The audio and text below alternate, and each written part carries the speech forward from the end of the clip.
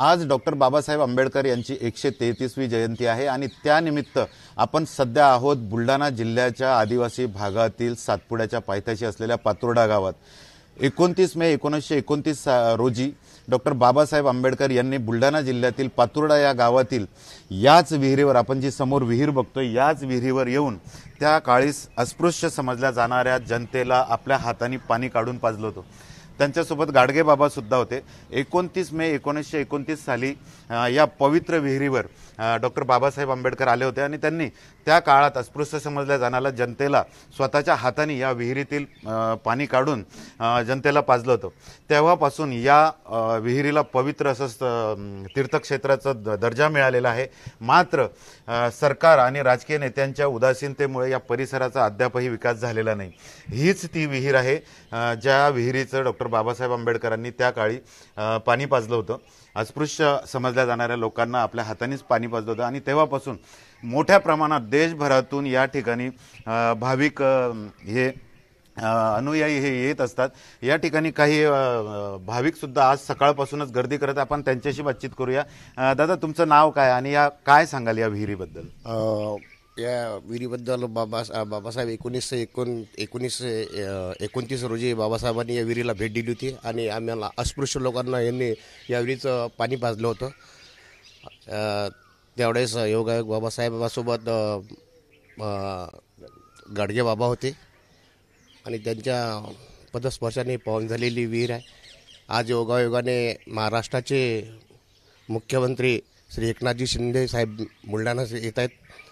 त्या आम्हाला आशा आहे की त्यांनी बी या विहिरीला आज भेट द्यावी आणि आम्हाला या एरवी राजकीय नेते किंवा सरकारकडून ही दुर्लक्षित असलेली विहीर आता सध्या निवडणुकीचा काळ आहे आणि त्यामुळे आज दिवसभर या ठिकाणी उमेदवार असू देत किंवा राजकीय नेते असू देत, आज डॉक्टर बाबासाहेब आंबेडकर यांची जयंती असल्यामुळे या ठिकाणी या नेत्यांची आणि उमेदवारांची मांदियाळी असल्याचे कळतंय आणि दिवसभर नेते मंडळी या ठिकाणी या विहिरीला भेट देणार आहेत।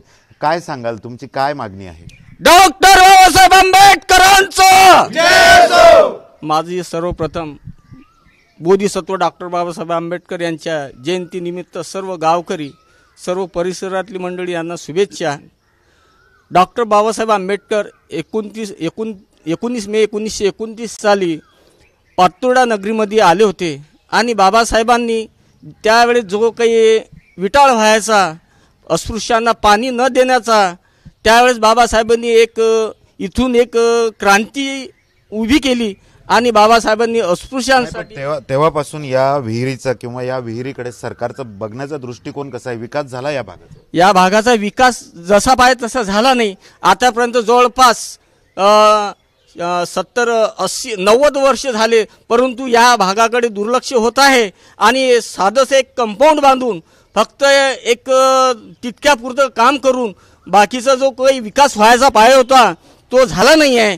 तरी आमची मुख्यमंत्री महोदय साहेबांना एवढीच विनंती आहे की त्यांनी पातुर्डा नगरीमध्ये यावं आणि पातुर्ड्याचा जो विकास करायचा आहे, जे एक तीर्थक्षेत्र नक्कीच आता सध्या निवडणुकीचे वारे वाहत आहेत, प्रचारही शिगेला पोहोचलेला आहे, त्यामुळे राजकीय नेते आणि राजकीय मंडळी या पातुर्ड्यासारख्या या छोट्याशा गावात या विहिरीला आज भेट देणार आहेत। दादा, काय म्हणाल, या विहिरीला आज सकाळपासून राजकीय नेते भेट देणार आहेत? हा, मुख्य एकनाथ शिंदे साहेब आले पाहिजे इथं भेट द्यायला आम्हाला।